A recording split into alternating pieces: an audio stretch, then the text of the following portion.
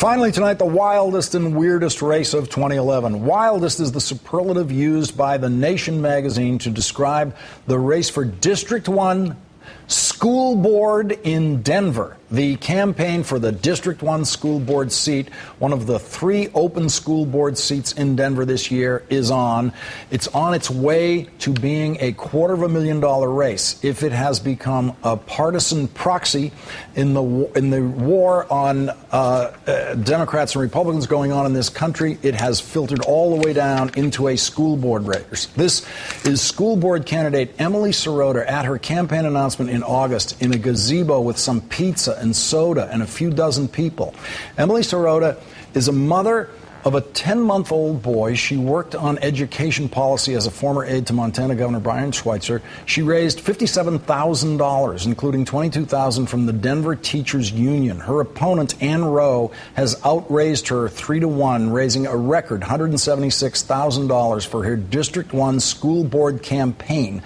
The Colorado Statesman filed this report recently on the influx of money into the Denver school board election.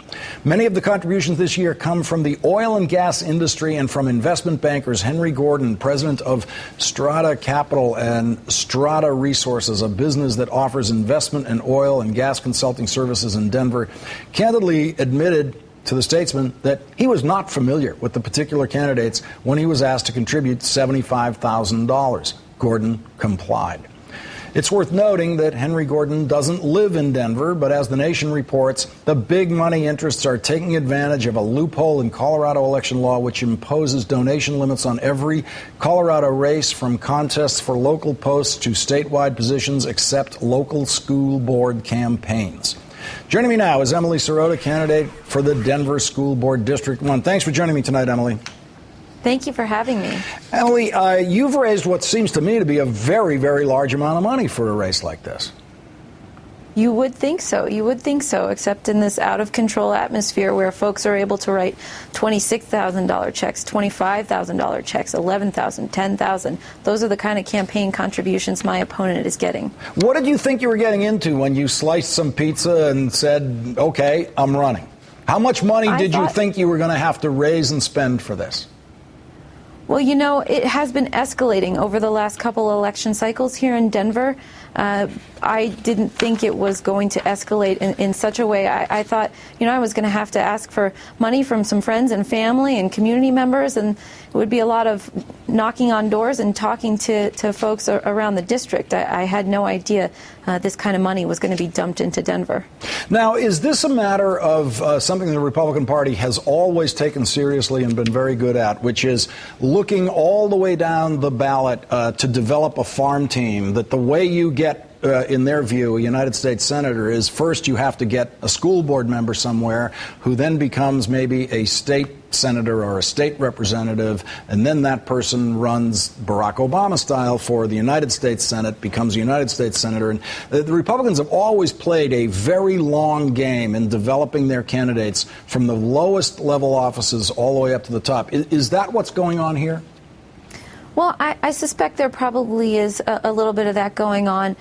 We also have seen, you know, special interest playing a role here. Some of these huge donors, not only to my opponent's campaign, but she's running as part of a slate of candidates in this school board election. And so those big donors have given to everyone in that slate. And some of those donors are connected to interests that have to do with increasing access to vouchers and the privatization of our public schools. So I think there is some of that at play as well.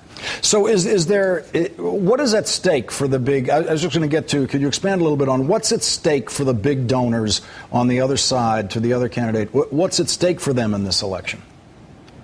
Well, they've been rather coy about it. Some of them talk about we have to continue down this path. We can't alter from the course we're on. But, I am running for school board because I have a little boy who will be heading into our public schools very soon. And the progress that we have made just it's not good enough. We need to bring, I'm running because I think it's important to bring the focus back to our neighborhoods and our communities and making sure that all kids, no matter where they live in Denver, they have access to great schools in their neighborhoods, and that's not the case right now, and that is not the path our school system is headed down right now. There are privatization interests who would like to see parents drive their kids halfway across town to find a good school, and I think we can do better. Emily, what does this flood of money into a race like this do to people like yourself who consider getting in, who consider, as you do, I have a child, I want to get into this, I care about it. From that perspective, you discover there's going to be this big flood of money. Is that inhibiting candidates making that decision? Absolutely. I think it's very intimidating to honest folks out there who could really make a difference in our education policy, in public policy across the board. But these days now you have to be a good telemarketer instead of somebody who actually understands policy and can work with communities to improve our education system. Emily Sirota, thank you very much for joining us tonight. Thank you for having me.